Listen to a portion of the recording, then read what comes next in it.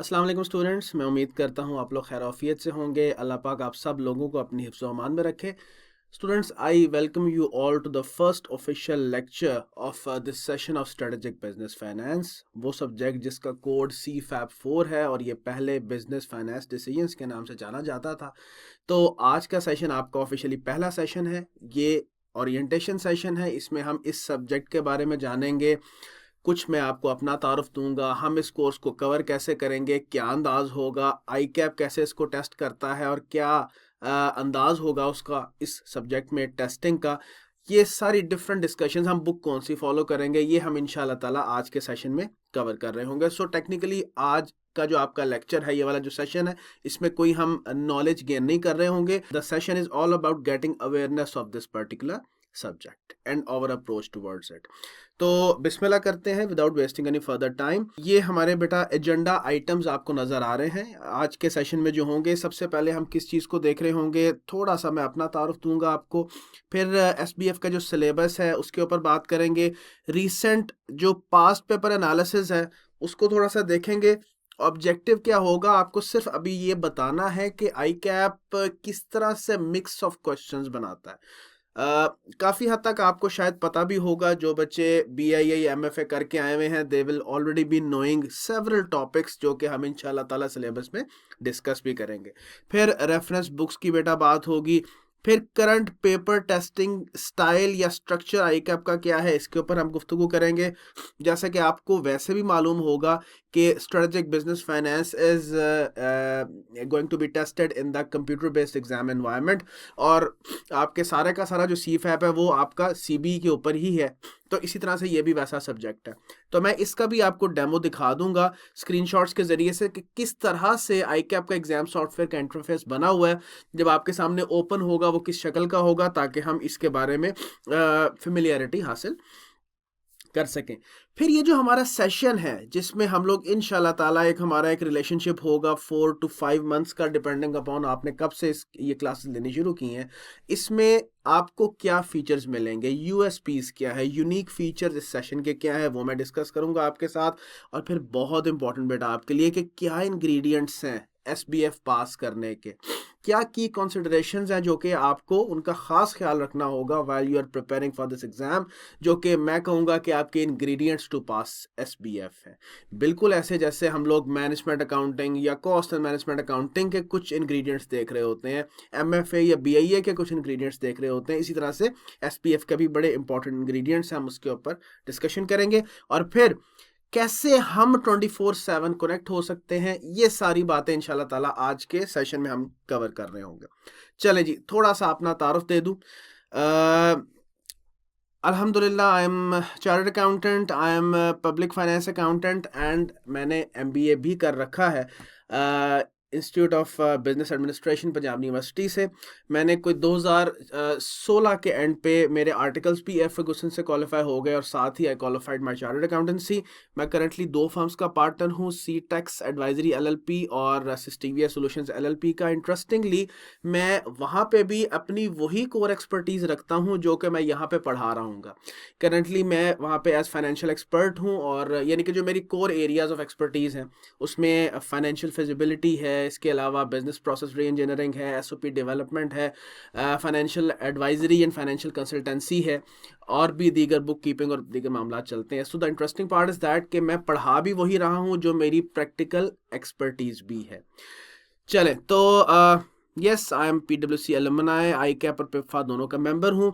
अल्हम्दुलिल्लाह कोई 9+ ईयर्स का डेडिकेटेड एक्सपीरियंस हो गया। BFD ज़ाहिर है पुराना नाम था इस सब्जेक्ट का, BIA और CMA यानी मैनेजमेंट अकाउंटिंग। सो कमोबेश 9 साल से ज़्यादा मुझे हो चुका है, और इसके अलावा मैं ACCA में भी पढ़ा रहा हूँ करंटली फाइनेंशियल मैनेजमेंट।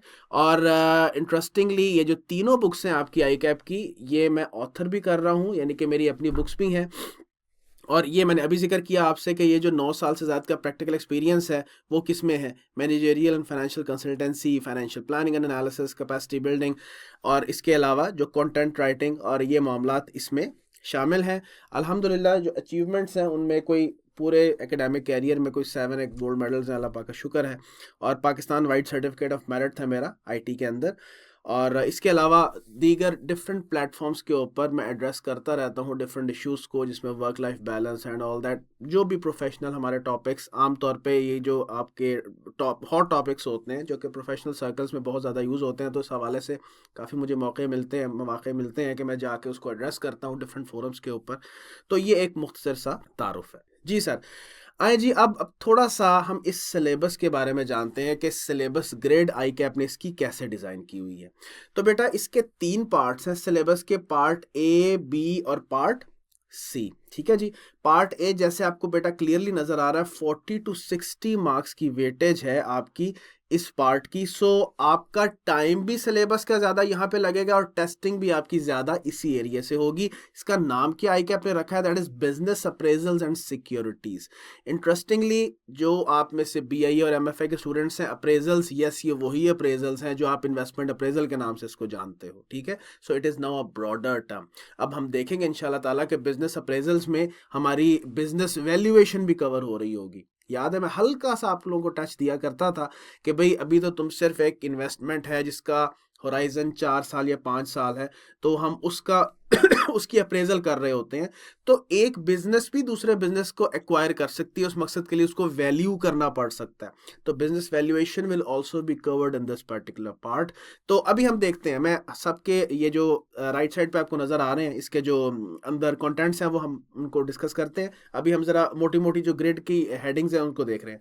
फिर पार्ट बी जो है वो बेटा किससे रिलेटेड है, कैपिटल एंड इट्स सोर्सेज। आपको याद होगा sources and finance and cost of capital. Investment appraisal के फौरन बाद हम पढ़ा करते थे बीआईए और एमएफए में, ये वही है। तो 25 से 30 मार्क्स की बेटा टेस्टिंग यहाँ पे है। फिर उसके बाद पार्ट सी 20 से 25 नंबर की टेस्टिंग यहाँ पे है, फाइनेंशियल रिस्क मैनेजमेंट। जैसे आप बीआईए एमएफए में पढ़ते थे, याद होगा वही currency rate risk management, commodity rate risk management, interest rate risk management, वही चीज़ें यहाँ पे भी मौजूद होंगी। चलें अब थोड़ा सा मैं इसके अंदर जो कंटेंट्स है उसके ऊपर बात कर लेता हूँ।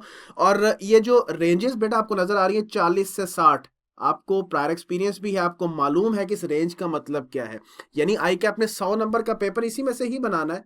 अब उसकी मर्जी है वो किस पार्ट में से कितने नंबर की टेस्टिंग करता है, ये उस पर डिपेंड करता है।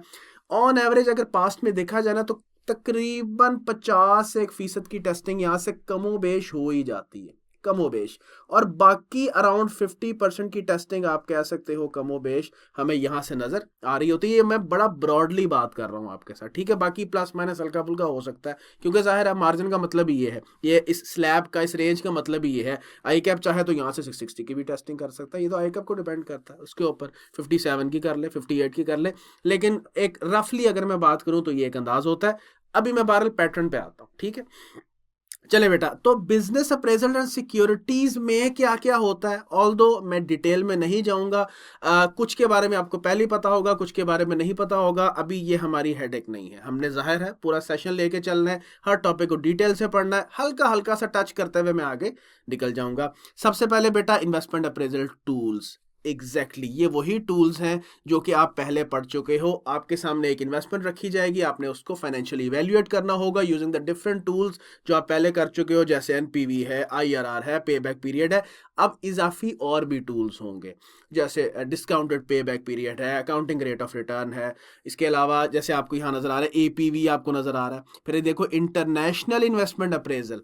आप बीआईए एमएफए में जितनी भी इन्वेस्टमेंट अप्रेजल्स किया करते थे वो आपके कंट्री की ही कोई इन्वेस्टमेंट होती थी, लेकिन ऐसा भी मुमकिन है कि आपको अक्रॉस द बॉर्डर किसी और कंट्री में इन्वेस्टमेंट करनी है, so that becomes the international investment appraisal. वो कैसे होगी इंशाल्लाह यहाँ पे कवर करेंगे। फिर specific applications of investment appraisal. BIA के स्टूडेंट्स याद करें, बीआईए के बच्चों ने 2 स्पेसिफिक एप्लीकेशंस पहले पढ़ ली हुई हैं। कौन सी पढ़ ली हुई हैं? एसेट रिप्लेसमेंट डिसीजंस और कैपिटल रैशनिंग, ठीक है। तो गुड फॉर देम, वो एप्लीकेशंस यहाँ पे भी हैं, ठीक हो गया। अब जो एमएफए के स्टूडेंट्स हैं अनफॉर्चुनेटली उन्होंने ये 2 टॉपिक्स नहीं पढ़े हुए, सो डोंट वरी, मैंने जब ये टॉपिक्स कवर करवाने हैं मैं ऐसे करवाऊंगा जैसे आप पहली दफ़ा पढ़ रहे हो सारे के सारे। सो मुझे मालूम है कि अभी काफ़ी सारे स्टूडेंट्स वो हैं जो कि एमएफए वाले होंगे या मे भी कोई उससे भी पुराने हो, ये मे भी वाली बात है। लिहाजा वो उन टॉपिक्स को मैंने स्पेसिफिकली फोकस किया हुआ है कि मैंने उसको ऐसे नहीं पढ़ाना जैसे आप में से बच्चों ने इसको पहले पढ़ा हुआ है, ठीक है जी। तो इसके अलावा और भी बेटा आप स्पेसिफिक एप्लीकेशन यहाँ स्टडी करोगे, जैसे सेंसिटिविटी एनालिसिस है, और भी एक lease versus buying through loan option है जिसको हम फाइनेंसिंग अप्रेजल बोलते हैं, और भी एक आधा छोटा सा टॉपिक है, तो वो भी यहाँ पे बतौर specific applications of investment appraisal cover हो रहा होगा। ठीक है जी। अच्छा, उसके बाद बेटा जैसे अभी जिक्र कर रहा था, वैल्यूएशन यानी mergers and acquisitions of businesses, और इसके अलावा सिक्योरिटीज का भी जिक्र, यानी कि वैल्यूएशन हमने किस किस की करनी है, बिजनेसेस की, इसके अलावा सिक्योरिटीज की वैल्यूएशन। सिक्योरिटीज की वैल्यूएशन आपके लिए प्रॉब्लम नहीं होनी चाहिए, ये वही है market value of the different securities. Securities क्या है, शेयर्स या डेट इंस्ट्रूमेंट्स। तो क्या शेयर्स की मार्केट वैल्यू कैलकुलेट करनी आपने सीखी नहीं हुई, क्या ख्याल है? मैं अपने बीआईए और एमएफए के स्टूडेंट्स को जब पढ़ाता था sources of finance and cost of capital, तो हम हर सोर्स ऑफ फाइनेंस को इन्वेस्टर और बोरोवर दोनों तरफ से वैल्यू किया करते थे। तो ये वही तो मार्केट वैल्यूएशन है, valuation of shares, valuation of debt instruments. आप ये पढ़ते थे कि कैसे मार्केट वैल्यू बॉन्ड की निकालनी है, डिबेंचर की कैसे निकालनी है, शेयर की कैसे निकालनी है, तो ये वही वैल्यूएशन है। ठीक है जी। और इसके अलावा बिजनेसेस की वैल्यूएशन, आप खुद सोचें कि एक बिजनेस ने बेटा दूसरे बिजनेस को एक्वायर करना है। आप एक्विजिशंस के बारे में इवन फाइनेंशियल अकाउंटिंग में भी पढ़ रहे होते हो जब कंसोलिडेशन का एरिया आता है, राइट? तो बेटा जब एक बिजनेस दूसरे बिजनेस को एक्वायर करता है, उसमें मर्ज होने जा रहा है, सो इट्स वेरी नॉर्मल कि यार वो बिजनेस दूसरे बिजनेस की वर्थ को जानना चाहेगा। आप भी कोई सेकेंड हैंड चीज जब बाजार से खरीदने जाते हो, मुझे बताओ आप क्या उसकी वर्थ नहीं एस्टिमेट करवाते हैं कि भाई ये कितने वर्थ का है, इसकी मार्केट वैल्यू क्या है, ताकि मैं जब पेमेंट करूं, जो कंसिडरेशन पे करूं, that should be around that value. क्या ख्याल है? तो यहां भी बिल्कुल इसी तरह से मामला है कि एक बिजनेस अगर किसी को एक्वायर करने जा रहा है तो इट विल वांट कि भाई वो उसकी वैल्यू जाने। अच्छा, रिवर्स भी हो सकता है, जिसको एक्वायर किया जा रहा है अक्सर औकात उसके शेयर होल्डर्स को पेमेंट एक्वायरर के शेयर्स के मद में की जाती है। तो एक्वायरी भी एक्वायरर के शेयर्स की वैल्यू जानने में मसरूफ होंगे, इट्स पॉसिबल, क्योंकि देखें ना, जो एक्वायरी है, जिस कंपनी को एक्वायर किया जा रहा है, उनके शेयर होल्डर्स को पेमेंट की जा रही है किस मद में, कंसिडरेशन क्या पे की जा रही है, एक्वायरर के शेयर्स। ठीक है जी। तो एक्वायरी जानना चाहेंगे कि उनको जो शेयर्स उनके हाथ में थमाए जा रहे हैं, उन शेयर्स की वैल्यू क्या है। तो हो सकता है एक्वायरी के शेयर होल्डर्स भी एक्वायरर के शेयर्स की वैल्यू जानने में इंटरेस्टेड हों। तो हम वैल्यूएशन ऑफ द शेयर्स जो है उसका एरिया कहाँ बेटा पढ़ेंगे, वैल्यूएशन के चैप्टर में। इसको बिजनेस वैल्यूएशन भी कहते हैं, सिर्फ वैल्यूएशन भी कहते हैं। फिर इसके अलावा कुछ डिविडेंड और इन्वेस्टमेंट डिसीजन से रिलेटेड भी कुछ टॉपिक्स हैं, वो भी हम इंशाल्लाह ताला यहाँ पे पढ़ रहे होंगे। तो ये तो आपका है बेटा पार्ट नंबर ए, और अगेन ये सबसे ज्यादा टाइम लेता है। अच्छा, उसके बाद इसमें काफी हद तक चीजें फेमिलियर हैं आपकी, लेकिन एक दो टॉपिक्स होंगे जो कि नए होंगे। बाकी इसमें जो टॉपिक्स हैं वो डिटेल है उसी चीज की जो कि आप पहले पढ़ चुके हो, यानी कि चाहे बीआईए के स्टूडेंट्स हैं, चाहे एमएफए के स्टूडेंट्स हैं, आप सब ने ये पढ़ा हुआ है कि भाई ये जो मैं इन्वेस्टमेंट अप्रेजल करता हूं, उसमें मुझे जो पैसा चाहिए वो किसी ना किसी सोर्स से मैंने पैसा हासिल करना है। ठीक है जी। और हर सोर्स की कॉस्ट होती है, तो मैं cost of the capital calculate करता हूं। तो ये आप पूरा डिटेल में वैक कैलकुलेट करना सीखते हो, ये सारा वही है। ये टॉपिक सारा रिपीटेड है, थ्योरी भी सारी रिपीटेड है, कॉस्ट ऑफ कैपिटल वैक की कैलकुलेशन भी सारी रिपीटेड है, और हम इसको रिपीट करेंगे, जरूरी है, क्योंकि ये बड़ा मेजर बेस है आपकी। इसके ऊपर फिर और डिटेल, वैक को हमने बहुत डिटेल में जाके पढ़ना है, यहां तक कि हम एपीवी भी कैलकुलेट करेंगे टेक्निकली इसी एरिया में। वो अलग बात है, इसको प्लेस यहाँ पे कर दी है क्योंकि ये इन्वेस्टमेंट अप्रेजल की ही सिलसिले की एक कड़ी है, लेकिन इसमें कॉस्ट ऑफ कैपिटल का जो फ्लेवर है वो बहुत ज्यादा रिच है। ठीक है सर। तो हमने एक तो वैक को बेटा डिटेल में पढ़ना होगा यहां पे,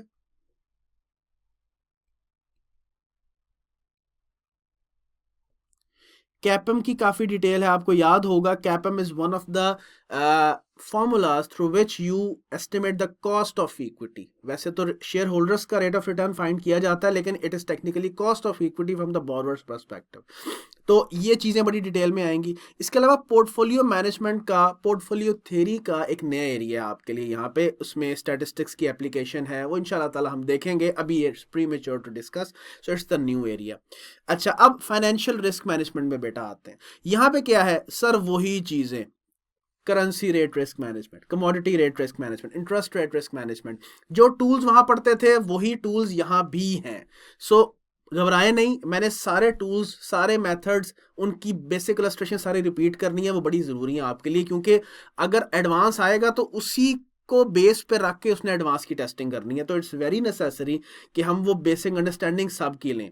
आपको याद होगा करेंसी रेट रिस्क मैनेजमेंट में कौन से टूल्स होते थे, फॉरवर्ड्स होते थे, मनी मार्केट हेज होता था, करेंसी फ्यूचर्स होता था, करेंसी ऑप्शन, सब पढ़ेंगे। तो आपके सिलेबस में डायरेक्ट और इनडायरेक्ट कोर्स जो थे वो सिर्फ फॉरवर्ड के और मनी मार्केट हैज के होते थे। यहाँ फ्यूचर्स के भी होंगे, इनडायरेक्ट और डायरेक्ट, ऑप्शंस के भी होंगे, डायरेक्ट और इनडायरेक्ट, और यहाँ पे एक और टूल है स्वैप्स, वो भी हम यहाँ पे इंशाल्लाह ताला कवर कर रहे होंगे। और भी छोटे छोटे से टूल्स हैं जैसे फ्लोर्स हैं, सीलिंग्स हैं, कॉलर्स हैं, ये भी कुछ करेंसी के रिस्क मैनेजमेंट टूल्स हैं। इसी तरह interest rate risk management tools में भी कुछ एक आध नया टूल होगा आपका, जिससे जैसे इंटरेस्ट रेट स्वैप्स है, और भी एक आध टूल नया होगा, बाकी पुराने तो सारे एग्जिस्ट करते हैं। Same is the case with commodity. ठीक हो गया सर। और भी डिफरेंट क्या है, मिसलेनियस किस्म के टॉपिक्स हैं, जैसे फाइनेंशियल परफॉर्मेंस को इवेल्युएट करना किसी एंटिटी की। कोई एंटिटी है, उसकी फाइनेंशियल स्टेटमेंट्स अगर आपको दे दे तो आप फाइनेंशियल परफॉर्मेंस इवेल्युएट करो using the different ratios, like जैसे आपकी प्रॉफिटेबिलिटी रेशियोज हैं, ठीक है, ईपीएस है, ठीक है, रिटर्न ऑन कैपिटल एम्प्लॉयड है, लिक्विडिटी रेशियोज हैं। इन डिफरेंट रेशियोज जो कि आपने पहले पढ़ी हुई हैं, उनके जरिए से डिफरेंट रेशियोज अप्लाई करते हुए आप एक एंटिटी के फाइनेंशियल परफॉर्मेंस को इवेल्युएट कर रहे होगे। ये कुछ मिसलेनियस एरियाज होते हैं। फिर एक और टॉपिक होगा कि जिसमें बिजनेस फाइनेंस के बारे में जनरल डिस्कशन आपको नजर आएगी, वो भी इन्हीं में ही कहीं ना कहीं क्लासिफाई हो रहे होते हैं। So that is the overall syllabus grade of strategic business finance. So interestingly I think so इसको देख के आपको यही फील आ रही होगी कि इसमें से काफी टॉपिक्स आपने पहले पढ़े हुए हैं, कुछ इजाफी होंगे और कुछ उन्हीं टॉपिक्स को एडवांस लेवल पे ले जाके टेस्ट किया जाएगा। ठीक है स्टूडेंट्स, तो अब इंपॉर्टेंट चीज यहाँ पे यह है बेटा कि थोड़ा सा आपको ये समझना है कि जो एसबीएफ के अंदर टेस्टिंग होती है वो कैसे होती है। अब जो बीआईए और एमएफए के अंदर टेस्टिंग होती थी, वहां पे it was very much common कि जब एक सवाल आता था तो वो एक ही जगह से टेस्ट हो रहा होता था। जाहिर है इट वाज, हम कह सकते हैं कि वो एक बेसिक लेवल का सब्जेक्ट था इस एसबीएफ का, लेकिन जो एसबीएफ है it is an advance level paper.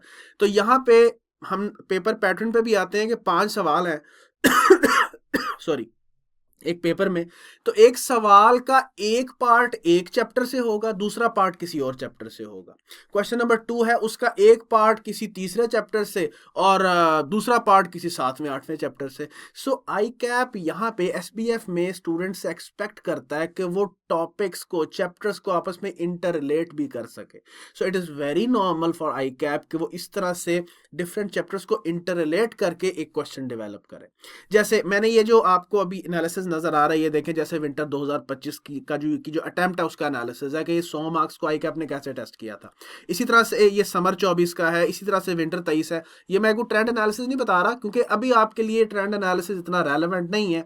I am not convinced with the fact कि हम पहली क्लास में बच्चे को ट्रेंड एनालिसिस दिखाना शुरू कर दें। आहिस्ता आहिस्ता चल के बच्चे को जरा अवेयरनेस आती है टॉपिक्स की, तो तब बेशक बंदा डिस्कस कर ले।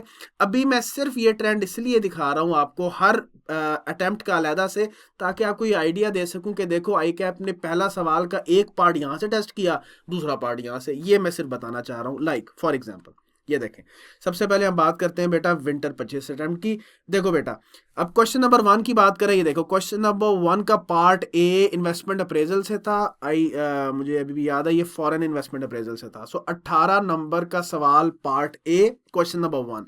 और क्वेश्चन नंबर 1 का पार्ट बी देखो कहाँ से टेस्ट हो रहा है। ये रिस्क मैनेजमेंट का एक पार्ट था, छोटी सी डिस्कशन थी जो कि आई कैप ने करवाई थी इस पार्ट के क्वेश्चन 1 के पार्ट बी में। तो ये देखो कैसे डिवाइड किया।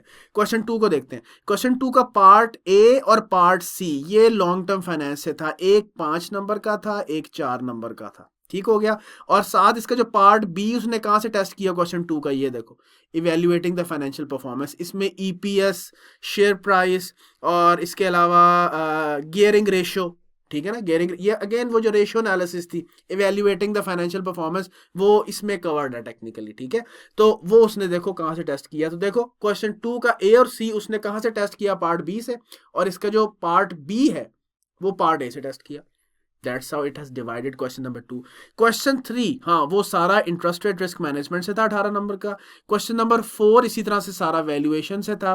क्वेश्चन 5 इसी तरह से आपका पोर्टफोलियो थ्योरी एंड कैपम से था। तो ऐसी बात नहीं है कि वो सारे सवाल इस फ्लेवर के, it is technically mix of the questions. देखो इसी तरह से देखो, हम अगर समर 24 को देखें तो देखो क्वेश्चन नंबर 1 का पार्ट ए और बी 22 नंबर का इन्वेस्टमेंट अप्रेजल से था, और क्वेश्चन नंबर 1 का सी देखो कहां से है, रेजिंग लॉन्ग टर्म फाइनेंस से, जो कि 3 नंबर का है. Definitely it will be a small discussion based on this particular scenario. Question number 3 का पार्ट ए देखो वैल्यूएशन से है. क्वेश्चन नंबर 3 का पार्ट बी देखो कहां से है, करेंसी रेट रिस्क मैनेजमेंट से है. ठीक है. क्वेश्चन नंबर 2 ठीक है, सारा इवैल्यूएटिंग फाइनेंशियल परफॉर्मेंस 25 मार्क्स. ठीक है. और क्वेश्चन नंबर 4 सारा portfolio theory and कैपम. Question number 5 सारा interest rate risk management. Mixture of questions again. इसी तरह से एज एन एग्जांपल विंटर 23 की अटेम्प्ट अगर हम देखें, इधर देखो क्वेश्चन नंबर 1 का पार्ट ए और बी बेटा foreign investment appraisal 15 number. Question number 1 का पार्ट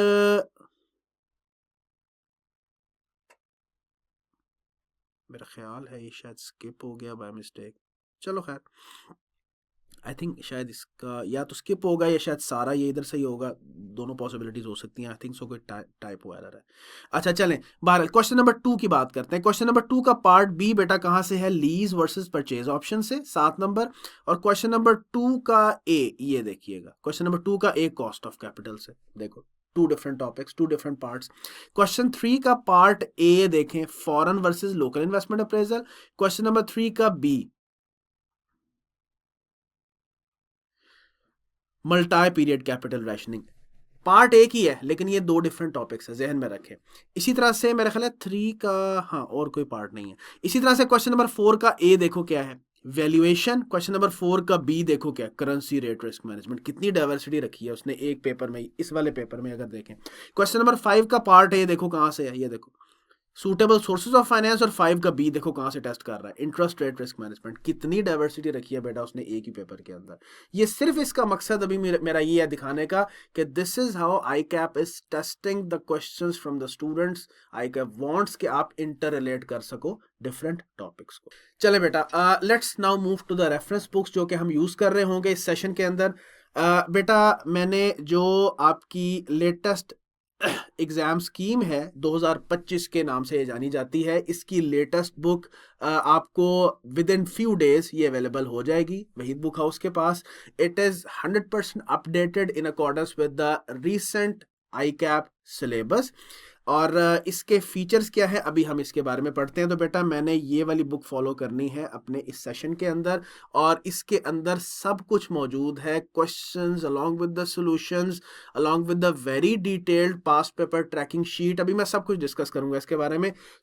मैंने इस किताब को जो है जो डिज़ाइन किया है उसको 2 चीज़ें सामने रखते हुए किया है कि ये देखें, चूंकि ये ओपन बुक एग्जामिनेशन नहीं है, लिहाजा जहन में रखें ये पहले ओपन बुक एग्जामिनेशन होता था जब ये बीएफडी होता था, तो it is not open book examination. लिहाजा आपको कॉन्सेप्ट्स भी जहन में रखने हैं. तो मैंने इतनी खुलासे वाली किताब नहीं बनाई कि बस मैं जान छुड़वा दूं, बस शॉर्टकट्स लिख के किताब ख़त्म कर दूं. नहीं, मैंने मॉडरेट थेरी रखी और बहुत डिटेल्ड भी नहीं रखी. It is somewhere in the middle, ताकि आपका थेरी का पार्ट भी कवर हो और इसके अलावा न्यूमेरिकल्स भी मोर देन सफिशिएंट है. 2008 समर से लेके कोशिश की है जो टू डेट जितने हो सके मैंने सारे पास्ट पेपर्स इसमें इंक्लूड किए हैं along with the I cap suggested solutions. मैं अगेन इस पे अभी आता हूँ. इसमें जो आपको थ्योरी मिलेगी it will be exactly in alignment with the lectures जो कि मैं आपको डिलीवर कर रहा हूँ. ये चीज़ ध्यान में रखिएगा. तो अभी मैं इसके ऊपर आता हूँ. सेकंड, ये जो आपकी स्ट्रेटेजिक बिजनेस फाइनेंस की जो आई कैप की स्टडी टेक्स्ट है ये आपको एग्जाम पोर्टल पे वहाँ पे मिल जाएगी. डाउनलोड करें, अपने पास रख लें अपनी सेल्फ स्टडी के लिए, बहुत ज़्यादा ज़रूरी है. कोई भी टॉपिक है बेटा जो कि आपको डिटेल में स्टडी करना है, फॉर एग्जाम्पल कोई टॉपिक है, बेशुमार हो सकते हैं कि आप चाहते हो कि इसमें डिटेल में नॉलेज आप हासिल करो, तो बेटा आप इस किताब को ज़रूर रेफर करें. और वैसे भी यही आपकी स्टडी टेक्स्ट है, लिहाजा इट इज़ वेरी गुड अगर आप साथ साथ अपनी इस किताब को भी स्टडी करते रहे. हर चीज़ डिटेल में आपको पता चलती रहेगी. आई will be following this book in the class. ठीक हो गया सर.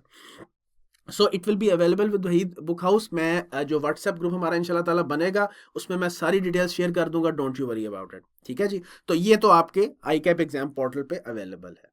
चलें अब मैं ज़रा इस अपनी स्टडी टेक्स्ट के बारे में डिस्कस कर लूं कि इसमें क्या फीचर्स हैं. एक तो बेटा मैंने सारे आई कैप के पास पेपर्स फ्रॉम समर 2008 से टू डेट जितने भी हैं मैंने कोशिश की है कि सबको आई कैप सजेस्टेड सॉल्यूशंस के साथ मैं प्लेस करूं. नंबर 1. सो आपको किसी क्वेश्चंस के लिए किसी और किताब पे जाने की जरूरत नहीं है। फिर डिटेल्ड बेटा लेक्चर नोट्स हैं और थ्योरेटिकल एक्सप्लेनेशन है, ताकि आप सारे कॉन्सेप्ट्स को केटर कर सको in accordance with the testing style of SBF. अच्छा, हैविंग सेड दैट कि ये एक ओपन बुक एग्जामिनेशन नहीं है, बल्कि किताब आप यानी कि किताब आप नहीं लेके जा सकते साथ, तो फिर भी जेहन में आता है बच्चे के कि फिर इसका मतलब है थ्योरी भी आएगी, वो ऐसे पूछ सकता है कि right a note on this, ये एक्सप्लेन कर दो, ये डिफाइन कर दो। तो ऐसा नहीं है, बावजूद इसके कि इसको अब थोड़ा सा टाइम हो चुका हुआ है कि ये अब ओपन बुक एग्जामिनेशन नहीं है, बावजूद इसके उसके बाद आईकैप ने अगर टेस्टिंग की भी है ना नॉलेज बेस्ड, तो उसका एक तरीकेकार होता है कि उसने क्वेश्चन सारे का सारा एक पूरा सिनेरियो बना के आपको दे दिया, पार्ट ए भी कैलकुलेशंस, पार्ट बी भी कैलकुलेशंस, पार्ट सी में वो कोई चीज पूछता है और पहले जनरली पूछ लेता है कि ये चीज होती क्या है, और फिर कहता है इस कॉन्टेक्स्ट में मुझे ये एक्सप्लेन करके दो। सो आईकैप अगर नॉलेज बेस्ड टेस्टिंग करता भी है, तो ये आपको एसबीएफ में ये नहीं नजर आएगा कि ये नॉलेज बेस्ड टेस्टिंग से भरा हुआ है, चूंकि ये बेटा स्ट्रेटेजिक लेवल का पेपर है, ये कैफ लेवल का पेपर नहीं है। स्ट्रेटेजिक लेवल के पेपर्स में होता ही ये है कि उसकी कोशिश है कि भाई एप्लीकेशन बेस्ड टेस्टिंग करे। तो बाकी आपके कमोबेश मेरा ख्याल है सारी ओपन बुक हैं, तो वो तो होती ही एप्लीकेशन है, तो यहाँ भी उसने फ्लेवर वही रखना है। उसकी कोशिश है पूरा पेपर ही एप्लीकेशन स्टाइल में टेस्ट हो। अगर कोई नॉलेज बेस्ड चीज टेस्ट कर भी लेता है, तो वो ऐसे करेगा कि अगर उसने उस पार्ट में छोटा सा पोर्शन पूछ लिया कि ये एक्सप्लेन कर दे, फिर कॉन्टेक्स्ट में आके जरूर पूछेगा। लिहाजा every portion, every topic, every concept should be understood with detail, ताकि आप इसको एप्लीकेशन लेवल पे भी कर सको, अप्लाई कर सको। सो हमने इन दोनों चीजों को ध्यान में रखना है, ठीक है। और ये जेन से निकाल दें कि ये चूंकि ओपन बुक नहीं है तो अब इसमें थेरी होगी, नहीं, ऐसा नहीं है। उसने एनालिटिकली ही पूछा है, जब उसकी कोशिश हुई है कि मैं थेरी टेस्ट करूं, तो उसने एनालिसिस, क्रिटिकल एनालिसिस नेचर की चीज पूछी है। कुछ छोटी मोटी चीज वो पूछ लेता है, 2 नंबर 3 नंबर 4 नंबर की, कि चलो वो थोड़ा सा एक्सप्लेनेशन का पार्ट भी हो, that's not the major portion. Major portion आपका न्यूमेरिकल्स ही है। बाकी इंशाल्लाह ताला इस किताब में आपको 100% कोर्स कवरेज मिलेगी। फिर हर टॉपिक में बेटा numerous basic concept building questions हैं और प्रैक्टिस मटेरियल है। अभी मैंने आपसे जिक्र किया कि पास पेपर तो बेटा सारे कवर हो गए ना, ठीक हो गया। हाँ, जो रिसेंट वाले होंगे वो तो वैसे ही आप देखें ना, आपको जो आई कैप एग्जाम पोर्टल है वहां पे भी सारे के सारे पास पेपर्स भी मिल जाएंगे। मैं जनरली बाय द वे बात कर रहा हूँ, वो तो आप जो मर्जी किताब फॉलो करें, आपको ये टेंशन नहीं होनी चाहिए। रिसेंट वाले सारे past papers along with ICAP suggested solutions आपको वैसे भी स्टूडेंट लॉगिन से मिल जाते हैं, ठीक है जी। और तो मैंने इसमें हर कॉन्सेप्ट से related basic concept building questions भी और प्रैक्टिस मटेरियल दोनों अवेलेबल किया है इस किताब में। फिर इसके अलावा ये बेटा एक बहुत एफर्ट के नतीजे में मैंने एक प्रोडक्ट डिजाइन किया, और वो क्या है, past paper tracking sheet. Summer 2008 से लेके अब तक के जितने भी पास्ट पेपर्स हैं, मैंने उसकी एक फहरिस्त तैयार की हुई है, टॉपिक वाइज बनाई हुई है, ठीक हो गया, कि इस टॉपिक में से किस अटेम्प्ट में कितने मार्क्स का टेस्ट हुआ था और कौन सा टॉपिक था। अब देखें ना, जैसे इन्वेस्टमेंट अप्रेजल की हेडिंग है, इन्वेस्टमेंट अप्रेजल में बेशुमार टॉपिक्स हैं। इसके अंदर इन्वेस्टमेंट अप्रेजल है, एनपीवी है, आईआरआर है, अभी और भी हम टूल्स पढ़ेंगे, एमआईआरआर है, इसके अलावा अकाउंटिंग रेट ऑफ रिटर्न है, उसके अलावा डिस्काउंटेड पेबैक पीरियड है, फिर स्पेसिफिक एप्लीकेशन में सेंसिटिविटी एनालिसिस है, एसेट रिप्लेसमेंट है, कैपिटल रैशनिंग है, lease versus buy through loan option, कितने टॉपिक्स हैं, ठीक है। तो मैंने हर चैप्टर की हेडिंग दी, इस चैप्टर में किस किस अटेम्प्ट में कितनी मार्क्स का और किस टॉपिक की टेस्टिंग हुई हुई है, वो पूरी ट्रैकिंग शीट है। तो बेटा एक तो वो आपके लिए कंट्रोल शीट बन जाएगी कि भाई जब आप अपनी प्रैक्टिस कर रहे होगे तो आपको पता होगा मैंने किस किस अटेम्प्ट का कौन कौन सा सवाल कर लिया और कौन कौन सा रह गया, और आपको वो इस किताब में इंशाल्लाह ताला मिल भी जाएगा, ठीक हो गया। सो बड़ी एक एफर्ट के नतीजे में मैंने इस ट्रैकिंग शीट को प्रिपेयर किया हुआ है। You will also find this sheet in this book. तो अब आ जाए जी एसबीएफ का जो करंट टेस्टिंग स्टाइल और स्ट्रक्चर है, उसके ऊपर कुछ चीज़ें वही होंगी जैसे पहले वाला सिलसिला है कि 100 मार्क्स का होगा और 3 घंटे आपको मिलेंगे, जिसमें से एडिशनल आपको 15 मिनट्स अवेलेबल उन्होंने करने हैं फॉर द रीडिंग, जैसे आप लोग और किसी भी सब्जेक्ट में कर रहे होते हैं, ठीक है जी। तो यहाँ पे भी ऐसा ही होगा, 15 मिनट्स आपको अवेलेबल हो जाएंगे for the purpose of reading. उसके बाद 100 मार्क्स जो है वो 3 आवर्स के अंदर आपको उसको कंप्लीट करना होगा।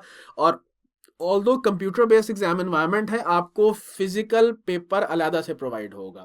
और मैंने भी यही रेकमेंड करना है आपको कि ऑल्दो स्क्रीन के ऊपर चीज़ें इलेक्ट्रॉनिकली आपके सामने खुली होंगी, पेपर भी होगा, लेकिन आपने जो क्वेश्चन पेपर है वो स्क्रीन से नहीं पढ़ना, वो बेशक आप बंद करके, आपके पास फिजिकल पेपर होगा, आपने यूं आपकी पोजीशन होनी चाहिए लैपटॉप के ऊपर या जो भी आपका सिस्टम है, पीसी है, आपके हाथ यहाँ पे होने चाहिए और आपका क्वेश्चन पेपर यहाँ पे हो। आपने उसको रेफर नहीं करना क्योंकि वरना स्क्रीन बहुत शॉर्ट हो जाती है, लिमिटेड हो जाती है।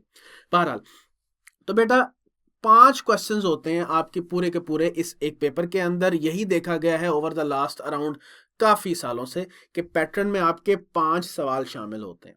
ठीक है, तो देखिए यहाँ से भी आपको अंदाजा होगा कि वही बात है कि एक पिज्जा है ना, उसके ढेर सारे स्लाइसेस कर दें, वो डाइजेस्टेबल होते हैं, लेकिन तो एक एक क्योंकि एक एक स्लाइस छोटा होगा, और अगर उसी के 5 हिस्से कर देंगे तो ज़ाहिर each slice will be bigger. तो क्वेश्चंस का भी यही हिसाब है। अगर यही 100 मार्क्स आप 5 सवालों में डिवाइड करें वर्सेस 9 सवालों में डिवाइड करें, याद है वो जब आप मैनेजमेंट अकाउंटिंग या बीआईए या एमएफए पढ़ते थे तो 9 सवाल भी होते थे, 10 भी होते थे, वो डाइजेस्टेबल होते थे, छोटे छोटे क्वेश्चंस। ये क्या है, 5 सवाल सिर्फ। तो देखो 100 सवाल डिवाइड करो हाँ जरा, 25 नंबर का भी सवाल हो सकता है, 20 का भी हो सकता है, 18 का भी हो सकता है। तो हर सवाल डाइजेस्ट करना मुश्किल होता है यहाँ पे। Definitely it's a strategic paper. फिर सर एक चीज जो नोटिस की गई है ना over the past several years, क्योंकि पहली वाली स्कीम में एमएसए पेपर्स थे 2 डिटेल्ड, सीए के आखिरी 2 पेपर, अब उसकी जगह वो स्ट्रेटेजिक बिजनेस वाला जो पेपर है आखिरी वाला वो है। तो उस चीज की तरफ तैयार करने के लिए ना आईकैप ने एक फ्लेवर ये ऐड किया। Over the past 4 to 5 years, 6 year ये देखा जा रहा है, आईकैप अपने हर सवाल की जो वॉल्यूम है ना वो थोड़ा सा उसने बढ़ा दिया पर क्वेश्चन, जिसकी वजह से ओवर द ईयर्स बच्चों का ये बड़ा कॉमन कमेंट है कि पेपर कंप्लीशन परसेंटेज बच्चों की थोड़ी सी पुअर होती है। भाई देखो मैं शायद वहाँ जिक्र भी करता था बीआईए और एमएफए के अंदर कि आपका यही इन्वेस्टमेंट अप्रेजल अब जब यहाँ पे हम स्टडी करेंगे 1 सफ़े से भी ज़्यादा का होगा, 1.5 सफ़े का हो सकता है, पौने 2 सफ़े का हो सकता है। It's very common. वैल्यूएशन का सवाल होगा, इट्स नॉर्मल कि वो 2 सफ़े या 1.5 सफ़े का हो। डाटा आपको ज़्यादा, पैराग्राफ ज़्यादा मिलेंगे, टेक्स्ट ज़्यादा मिलेगा। तो ज़ाहिर है जब आपको बेटा पढ़ना होगा उसको, तो पढ़ने के लिए भी आपको टाइम ज़्यादा दरकार होगा। सो इट्स क्वाइट नॉर्मल कि भाई जब हम लोग पेपर पढ़ रहे होंगे तो नंबर ऑफ पेजेस आपको ज़्यादा मिलेंगे, कंटेंट ज़्यादा होगा पढ़ने के लिए। सो ये एक फ्लेवर इंपॉर्टेंट है यहाँ पे जो आपको जहन में रखना है। फिर each question is a mixture of numerical and theoretical parts, ये भी अभी जिक्र किया। फिर इसके अलावा each question covers concepts from across the parts of SBF syllabus. ये दोनों बातें बेटा मैंने अभी आपसे ड्यूरिंग द डिस्कशन कवर कर ली हैं कि हर सवाल में न्यूमेरिकल थ्योरेटिकल दोनों हो सकते हैं, और इसके अलावा आपके एक क्वेश्चन को पार्ट्स में तोड़ा जाएगा, हर पार्ट डिफरेंट टॉपिक से हो सकता है। ले सर ये एक छोटी सी डेमोस्ट्रेशन ले लेते हैं कि आपका पोर्टल किस तरह का है। ये देखें, जब आप इसको ओपन करते हैं तो पहला सफ़ा उसका होता है जिसमें आपको इंस्ट्रक्शंस दी जाती हैं। ठीक है जी, ये देखें, ये यहाँ पे आपको ये नज़र आ रहा है, ये आपका नेविगेशन की है, इसको क्लिक करेंगे तो आप अगले पेज पे मूव कर जाएंगे। ठीक है, ये आपका स्क्रॉल बार है, इसको आप नीचे लेके जाएं तो ये खुल जाएगा। ये देखें इंस्ट्रक्शंस आपको सारी दे रहा है कि आपने क्या करना है, इस सॉफ्टवेयर को कैसे यूज़ करना है, ऑल क्वेश्चंस कंपलसरी हैं। वो जो आपके सारे के सारे शुरू की इंस्ट्रक्शंस नहीं होती, ब्लैक पेन से लिखना है, ये करना है, वो करना है, इस सॉफ्टवेयर को कैसे हैंडल करना है। ठीक है, फिर डिफरेंट पार्ट्स के बारे में उसने ब्रीफिंग दी हुई है। अभी हम चलते हैं ना, हमारा जो मेन इंटरफेस है उसकी तरफ चलते हैं। ये देखो टॉप राइट पे आपको नज़र आ रहा है कितना, 3 घंटे और 13 मिनट। ठीक है, ये 13 मिनट क्यों है, जाहिर है ये 15 मिनट है एक्चुअली। ठीक है ना, तो पढ़ने के लिए 15 मिनट आपको मिले हुए हैं। तो ये पेपर का नाम है, इसी तरह से बाकी सारी इंस्ट्रक्शंस हैं। तो ये आप इसको सुकून से पढ़ लीजिएगा, इसमें कोई ऐसी चीज़ नहीं है जो कि आपको तंग करे। 3 और 15 मिनट में आपने करना है। अच्छा जी, ये अब आपका फाइनली इंटरफेस आ गया हुआ है। ठीक है जी, तो ये देखें, ये आपका पोर्शन बेटा कौन सा है, जहाँ पे क्वेश्चन होगा, ये आपको स्क्रॉल बार नज़र आ रहा है, यहाँ पे इसको राइट लेफ्ट नेविगेट करने के लिए, ये आपको नज़र आ रहा है टॉप डाउन नेविगेट करने के लिए। बेटा ये है आपका आरटीएफ एडिटर। क्या है, टॉप राइट पे आरटीएफ एडिटर। आईकैप ये कहता है कि जो चीज यहां पे होगी उसको मार्क किया जाएगा, जो चीज यहां पे होगी लेकिन यहां पे कन्वर्ट नहीं होगी उसको हम मार्क नहीं करेंगे। That's how it is. यानी आपने अगर कोई चीज अपनी मार्क करवानी है तो उसको यहां पे आरटीएफ एडिटर में लाना पड़ेगा, जो कि may be in the near future इसमें कोई चेंजिंग आ जाए। ठीक है, बहरहाल आपको कैलकुलेशंस करनी है तो ये देखें, ये आपका एरिया है बॉटम राइट वाला, जो कि कौन सा है, ये ऐसे ही नहीं है जैसे एक्सेल है। ठीक है, लेकिन ये एक स्प्रेडशीट है, जहन में रखें एक्सेल भी एक स्प्रेडशीट सॉफ्टवेयर है और ये भी एक स्प्रेडशीट है इनकी इसमें ज़रा लिमिटेड टूल्स होते हैं, लिमिटेड फंक्शंस होते हैं, लिमिटेड फीचर्स होते हैं। देखो वैसी कमोबेश आपको चीज़ें नज़र आ रही हैं जो आपको एक्सेल में टॉप पे नज़र आती हैं। ये देखें, क्लिपबोर्ड है, अंडू रीडू है, फॉन्ट्स हैं, अलाइनमेंट है, centre align, left align, percentage में कन्वर्ट करना, नंबर्स में कन्वर्ट करना, ठीक है जी, स्टाइल्स अप्लाई करना, सेल के ऊपर कुछ फॉर्मेटिंग करना। फिर ये देखें, ये तो होम है, फिर इंसर्ट का फंक्शन है, फिर फार्मूलाज है, डाटा व्यू, सेटिंग्स, काफ़ी हद तक आपको फार्मूलाज यहाँ पे मिल जाएंगे, ठीक है। लेकिन मैंने जब आप लोगों को इंशाल्लाह ताला प्रैक्टिस करवानी है, मैंने यही करना है कि मैंने वही फार्मूलाज यूज़ करने हैं, वही फंक्शंस, वही फीचर्स यूज़ करूंगा जो आपके इस स्प्रेडशीट में वर्क कर सकेंगे। वो चीज़ जो सिर्फ एक्सेल में काम कर सकती है, यहाँ काम नहीं करेगी, वो मैं आपको नहीं सिखाऊंगा, ठीक है। तो मैंने इवन सिखाना भी है इंशाल्लाह ताला आपको, जो मैंने अपने लेक्चर्स सारे के सारे अवेलेबल करने हैं आप लोगों के लिए। तो ये देखें, ये आप यूज़ करेंगे सारी कैलकुलेशंस के लिए। Once you have done all the calculations, उसके बाद आप यहाँ से वो चीज़ उठाएंगे और कहाँ लेके जाएंगे बेटा, आरटीएफ एडिटर के अंदर। मैंने एक पूरा डेडिकेटेड लेक्चर रिकॉर्ड करवाया हुआ है जिसमें मैंने इस पूरे को इस्तेमाल करना सिखाया हुआ है, और पूरा सवाल मैंने हल किया हुआ है किसके ऊपर, ICAP एग्जाम सॉफ्टवेयर के ऊपर, ठीक है। तो इसलिए मैंने भी जो रिकॉर्डिंग्स करवाई हुई है, मोस्ट ऑफ द रिकॉर्डिंग्स जो है वो सारी की सारी, अभी मैंने बात करनी है अपने फीचर्स के ऊपर इस सेशन के, तो वो सारे के सारे मैंने स्प्रेडशीट के ऊपर ही सॉल्व किया है। आपने भी जब प्रैक्टिस करनी है तो सर स्प्रेडशीट के ऊपर ही करनी है। So the important takeaway is that all the question जो न्यूमेरिकल वाला है वो आपने यहाँ पे सॉल्व करना है, उसके बाद यहाँ पे ले जाना नहीं भूलना। तो यहाँ पे ले जाके आपको थोड़ा सा फॉर्मेट करना पड़ेगा, ठीक है। ये एक थोड़ा सा इसका एक डाउन साइड है, लेकिन इट इज़ अ बेटा ग्रेट ब्लेसिंग। आप बिलीव नहीं कर सकते, जब मैं सवाल करवाने शुरू करूंगा ना, आपको खुद लगेगा यार इससे बड़ी ब्लेसिंग कोई नहीं है। इतना आपका टाइम रिड्यूस हो जाएगा, इतनी आपकी एफिशिएंट वर्किंग्स हो जाएंगी कि आप सोच नहीं सकते। लेकिन इन द एंड आपको इसको उठा के यहाँ पे लाना पड़ेगा, और फिर थोड़ा सा टाइम 2-3 मिनट फॉर्मेटिंग पे लगाना पड़ेगा, ज़्यादा नहीं लगेगा। हाँ, और जो पार्ट आपका है ही सारा टेक्स्ट वाला, थेरी वाला, वो तो आप डायरेक्ट यहाँ पे पुट करोगे। और वही स्टाइल है, हर क्वेश्चन का हर पार्ट डिफरेंट इंटरफेस पे खुलेगा। ये देखो, मैं अगर इसको रिमूव कर दूं, ये देखो, ये सर आपका सेकंड पेज है आउट ऑफ द 11 पेजेस, ठीक है जी। सेकंड पेज पे ये देखें, क्वेश्चन नंबर 1 का ए आपको नजर आ रहा है ना, मैं रिमूव करता हूं, ये देखें क्वेश्चन नंबर 1 का ए, ये स्क्रीन पे। फिर आप जब ये दबाओगे राइट नेविगेशन की, अगला सवाल खुल जाएगा। अगर तो क्वेश्चन 1 का पार्ट बी है ये, बल्कि देखें ना, ये यहाँ पे उसने किया हुआ है, अच्छा उसने ए की इंटरफेस पे उसको रख दिया। ये देखें, ये आपको स्लाइडर नजर आ रहा है, क्वेश्चन नंबर 1 का ए यहाँ पे है। इस स्लाइडर को नीचे करेंगे तो ये देखें क्वेश्चन नंबर 1 का बी खुल जाएगा। इसी तरह से और नीचे करेंगे तो 1 का सी खुल जाएगा। उसने, अब ये डिपेंड करता है कि ये सवाल की नोयत किस तरह की है, तो उसने उसको बाइफरकेट किया हुआ सारे के सारे पेजेस में। So it all depends on the fact कि आपका हर सवाल किस नेचर का है, ठीक है। तो उस हिसाब से आपने अपने रिस्पॉन्सेज को रिकॉर्ड करवाना है इनटू द रेलेवेंट पोर्शन। तो ये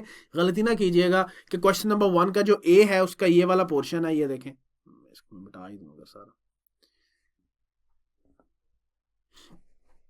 ये देखें ना, क्वेश्चन नंबर 1 का ए है, तो यहाँ पे आपने उसका रिस्पांस रिकॉर्ड किया और इधर ही आपने क्वेश्चन नंबर 1 का बी लिख कर लिखना शुरू हो गया जल्दी में। ये काम नहीं करना, हर एक का अपनी टेक्स्ट फील्ड है, वहां पे रिकॉर्ड करें। तो ये देखें क्वेश्चन नंबर 1 का बी इसी तरह से एक नीचे पोर्शन बना हुआ है, तो आपने उसकी रिस्पेक्टिव टेक्स्ट फील्ड में जाके रिकॉर्डिंग करनी होगी। सो डोंट वरी, हमने ये चीज़ कवर करनी है। ये मैं सिर्फ दिखा रहा हूँ आपको कि ये आपका एक एक्सपीरियंस होगा नया। तो ये देखें, इसलिए मैं कह रहा था कि यार पहले ही इतनी, ये वो जगह है जहाँ पे आपने अपना आंसर रिकॉर्ड करना है।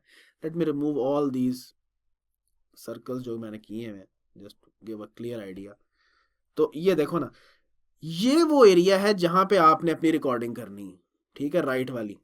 तो ये बड़ी कंजस्टेड है, इट्स बेटर कि आप ये यहाँ से आपने इसको पकड़ना है, ये स्लाइडर है इसका, ये वाला, ये रिमूव करते हैं। ये देखो, ये इसका स्लाइडर है, यहाँ से आप इसको, ये देखो, यहाँ से पकड़ोगे और इसको ड्रैग करके यहाँ पे ले आना। और आप अपना जो फिजिकल पेपर है इसको साइड पे रख के, तो ये खुली आपके पास ताकि जगह हो, तो परेशानी आपको ना हो, ये मजीद खुल जाएगा, यहाँ पे आ जाएगा, ठीक है, ये सारे का सारा। जब आप इसको स्क्वीज करोगे तो ये पूरा एरिया आपका आरटीएफ एडिटर बन जाएगा, और ये पूरा एरिया आपका क्या बन जाएगा, स्प्रेडशीट। तो आप इजीली इसको सॉल्व कर लो। So that's what I was talking about, कि आपने फिजिकल पेपर को प्रेफरेंस देनी है, उसी को इस्तेमाल करके तो आपने रिस्पॉन्सेज रिकॉर्ड करने। ले सर, तो इंपॉर्टेंट चीज़ ये है कि आपको, चूंकि कुछ चीज़ें हैं जो कि आपको ICAP ने प्रोवाइड करनी है वहाँ पे अलॉन्ग विद योर पेपर। एक तो यहाँ पे ऐड कर लें कि फिजिकल पेपर आपको मिल जाएगा, फिजिकल पेपर आपको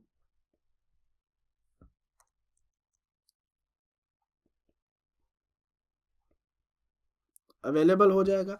इसके अलावा आईकैप का एग्जाम पोर्टल वो तो हमने देख लिया। एसबीएफ का फॉर्मूला गाइड भी आपको प्रोवाइड किया जाएगा। ये एक बेटा पीडीएफ डॉक्यूमेंट है, ये मैं आपको इंशाल्लाह ताला व्हाट्सएप ग्रुप में शेयर कर दूंगा। ये फॉर्मूला गाइड है, आपने पूरे एसबीएफ के अंदर काफ़ी सारे फॉर्मूलाज पढ़ने हैं, तो ये आईकैप एक फैसिलिटेशन दे देता है कि फॉर्मूला गाइड आपको एक पीडीएफ की डॉक्यूमेंट है, वो आपको when I send it to you on the WhatsApp, आप उसको रिव्यू कर लीजिएगा। अभी काफ़ी फॉर्मूलाज आपको पता ही नहीं होंगे, तो वो हमने ड्यूरिंग द सेशन पढ़ने हैं। तो वो एक फैसिलिटी आईकैप दे देता है कि भाई अगर आपका किसी से कोई फार्मूला निकल गया तो आप वहां से उसको पढ़ लो। ये इवन जो पैरेलल बॉडीज है ना आपकी एसीसीए की, वो भी ये काम करती हैं। एफ एम वहाँ पे फाइनेंशियल मैनेजमेंट का पेपर है, इसी तरह से एसीसीए का P4 है एडवांस फाइनेंशियल मैनेजमेंट। तो वहाँ पे भी पेपर के ना एंड पे उन्होंने एक फार्मूला शीट दी हुई है कि इस पेपर में जो भी फार्मूलाज हैं जो लग रहे हैं वो फार्मूलाज ये हैं, just to facilitate the students. फिर इसके अलावा एक ना गाइडेंस है एग्जाम सॉफ्टवेयर के ऊपर आई कैप के स्टूडेंट्स के लिए, वो भी मैं आपको बेटा पीडीएफ में शेयर कर दूंगा इन द व्हाट्सएप ग्रुप, ठीक है, don't you worry about it. तो ये आपने अपने तौर पे इसको पढ़ना है। ये है CBE testing in the SPF के हवाले से इंपॉर्टेंट पॉइंट्स। चलें जी, अब हम अपने बड़े इंपॉर्टेंट एरिया पे आते हैं। जरा ये तो अनलॉक करें कि हम क्या करने जा रहे हैं इस सेशन में और हम आपकी ज़िंदगी कैसे आसान बनाएंगे। सबसे पहले मैंने जैसे बेटा अभी जिक्र किया कि मेरे मोस्ट ऑफ द लेक्चर्स किस एनवायरनमेंट में होंगे, कंप्यूटर बेस्ड एग्जाम एनवायरनमेंट में, ताकि आपको एक सिमुलेटेड जो है वो एक एनवायरनमेंट मिले और आपको फेमिलियरिटी डेवलप हो कि आपने कैसे स्प्रेडशीट को मैनेज करना है। क्योंकि आपका पाला ही न्यूमेरिकल्स के लिए किससे पढ़ना है, स्प्रेडशीट से। स्प्रेडशीट पे ही सारे सब कुछ सॉल्व होगा। और I understand this particular thing कि आप में से कुछ बच्चे होंगे जो कि अनइंटरप्टेड स्टडी करके आ रहे हैं, तो उन्होंने शायद आर्टिकल्स को ऑप्ट ही नहीं किया, तो उनकी एक्सेल इतनी स्प्रेडशीट इतनी स्ट्रांग नहीं होगी। तो मैंने उनको इवन सिखाया वहाँ पे, यकीन माने। शुरू के जो सवाल मैं कर रहा हूँ मैं इवन आपको ये यहाँ पे कैसे कैलकुलेट करना है, कैसे फॉर्मूला लगाना है, कैसे फैसिलिटेट हो रहे होंगे आप in the course of your attempting the questions, कैसे फंक्शंस लगेंगे, किस तरह से ये चीज़ और एफिशिएंट हो सकती है, ये कैसे कमांड कैसे अप्लाई होगी, ये शॉर्टकट कैसे लगेगा, यहाँ पे यकीन माने मैंने एक एक स्टेप पे रुक के आपको वो चीज़ें बताई हैं जो कि आपको क्वेश्चंस करने में एफिशिएंसी प्रोवाइड करेंगी। एरर्स को कैसे हैंडल करना है यूजिंग द स्प्रेडशीट, ताकि ज़िंदगी आपकी आसान हो जाए। लेकिन डेफिनेटली मैंने बेटा उतना स्प्रेडशीट आपको सिखाना है जितना मेरे पेपर को अटेम्प्ट करने के लिए आसान होगा। ये ना समझिएगा कि आपने ये सेशन अटेंड कर ली है तो आपको एक्सेल आ गया। तो मैंने इन सवालों को अच्छे अंदाज में एफिशिएंटली हैंडल करने के लिए शुरू के सवाल जो हैं उनमें स्पीड काफ़ी स्लो रखी है, ताकि एक एक सेल के ऊपर फॉर्मूला कैसे लगाना है, इसको कंट्रोल कैसे करना है, फिगर्स कैसे निकालनी, सारी चीज़ों को मैंने कोशिश की है कि आपको एजुकेट करूं, ताकि with the passage of time आपकी एफिशिएंसी डेवलप हो और आप सवालों को इजीली कर ले और फ्लुएंट हो जाए स्प्रेडशीट के ऊपर। तो लिहाजा मोस्ट ऑफ द लेक्चर्स सवाए चंद एक लेक्चर्स के, क्योंकि उन लेक्चर्स की शायद नोयत ऐसी है कि हमें वो मजबूरन क्लासरूम एनवायरनमेंट में करना था और कुछ सिलेक्टिव प्रैक्टिकल रीजंस हैं। अदर देन दैट आपको मोस्ट ऑफ द लेक्चर्स किस में मिलेंगे, कंप्यूटर बेस्ड एग्जाम एनवायरनमेंट में। सो HD स्टूडियो रिकॉर्डेड लेक्चर्स हैं बेटा। मैंने PPT स्लाइड्स बनाई हुई हैं, उसको कॉन्सेप्ट्स को एक्सप्लेन करने के लिए स्प्रेडशीट्स का इस्तेमाल भी होगा और आईकैप एग्जाम सॉफ्टवेयर का भी इस्तेमाल होगा। यहाँ तक कि एक एरिया आपका मल्टी पीरियड कैपिटल रैशनिंग, उसमें ग्राफ आपने बनाना होगा। जो स्टूडेंट्स BA पढ़ के आए हुए हैं they have already studied that. तो मल्टी पीरियड कैपिटल रैशनिंग यहाँ पे भी है, लीनियर प्रोग्रामिंग है, ग्राफ बनाना है। ग्राफ भी आईकैप के एग्जाम सॉफ्टवेयर पे आपने बनाना होगा। तो ग्राफ कैसे बनाना है उसके लिए भी मैंने आईकैप एग्जाम सॉफ्टवेयर के ऊपर एक इलस्ट्रेशन पूरी सॉल्व की हुई है, ठीक है। सो हम आईकैप एग्जाम सॉफ्टवेयर को भी यूज करेंगे, स्प्रेडशीट को भी यूज करेंगे, and I will be using the PowerPoint slides to explain the concepts. फिर बड़ी इंपॉर्टेंट चीज जो कि मैंने इस दफा की, और वो क्या है कि भाई आमतौर पे जो लेक्चर्स होते हैं नॉर्मली वो बड़े लंबे लंबे ड्यूरेशन पे चले जाते हैं। ये स्ट्रेटेजिक लेवल पेपर्स के 2-2 घंटे, 2.5-2.5 घंटे, 3-3, 3.5-3 घंटे, ये डाइजेस्टेबल नहीं होते। अभी जो मैं कुछ देर पहले बता रहा था, एक पिज्जा है उसके बड़े बड़े पीसेस कर दो, हर पीस डाइजेस्ट नहीं होता, ठीक है, मुश्किल हो जाता है उसको खाना, अनटिल के आप माशाल्लाह गुजरांवाला के ना हो, ठीक है। तो बड़े pieces they are not that much digestible. लेकिन जब हम उनको छोटे छोटे पीसेस में कर देंगे, छोटे छोटे पोर्शंस में, तो आप हर लेक्चर बड़ा इजीली ले लोगे। For example you are in a hurry, आपने कहीं जाना है, आपके पास 15 मिनट है, तो आपको पता चल जाएगा यार ये लेक्चर 15 मिनट का है, इसको हम टेकअप कर लेते हैं, इसको हम देख लेते हैं। सो मैंने ये कोशिश की है कि लॉन्ग लंबे लंबे 2-2 घंटे 2.5-3-3 घंटों के लेक्चर्स के बजाय मैंने इनकी ड्यूरेशंस को शॉर्ट किया है। आपको 15-15 मिनट के लेक्चर भी नजर आएंगे, 20 मिनट के भी, आधे घंटे के भी, पौने घंटे के भी, घंटा सवा घंटा, कोशिश की है इससे ज़्यादा ना हो। हाँ, जो कोई पास्ट पेपर है, अब पास्ट पेपर तो जाहिर है हमने एक सेशन में ख़त्म करना होता है, तो हो सकता है उसकी ड्यूरेशन शायद हमारी 1-1.25 घंटे तक चली जाए, लेकिन मैंने इसके अलावा ये कोशिश की है सवाए चंद एक्सेप्शनल लेक्चर्स के उनकी ड्यूरेशन सवा 1 घंटे से ज़्यादा ना जाए, ताकि वो डाइजेस्टेबल हो। आप कह सकते हैं कि ये topic wise small duration digestible lectures हैं। मैंने टॉपिक्स को तोड़ दिया कि भाई आज का लेक्चर है, इसमें हम ये टॉपिक कवर करेंगे, तो टॉपिक हो गया, साथ इलस्ट्रेशन हो गई, साथ होम असाइनमेंट, तो टॉपिक क्लोज। तो ये नहीं हो रहा कि वैसे जैसे पहले हुआ करता था कि 3 घंटे की क्लास है, मंडे का दिन है, 3 घंटे की क्लास है, 3 घंटे पूरा पढ़ना है, इसमें जितना पढ़ा गया, वो चीज़ डाइजेस्टेबल नहीं होती। So it is now more focused and more absorbable for the students now. और चूंकि HD स्टूडियो रिकॉर्डेड है, तो इसमें कोई ऐसा टाइम वेस्टिंग एलिमेंट्स आपको नजर नहीं आएंगे, बड़ी ही फोकस्ड किस्म के लेक्चर्स आपको ये बेटा मिलेंगे। फिर सबसे इंपॉर्टेंट चीज बेटा, सारे के सारे लेक्चर्स फुली इंडेक्स्ड हैं, पूरी डिटेल में मैंने लेक्चर कैटलॉग बना दी है। हर लेक्चर का जो नंबर है उसके साथ मैंने डिटेल में डिस्क्रिप्शन लिख दी है कि इसमें मैंने क्या क्या कवर किया हुआ है, टॉपिक्स क्या कवर्ड है, इनकी ड्यूरेशन कितनी है।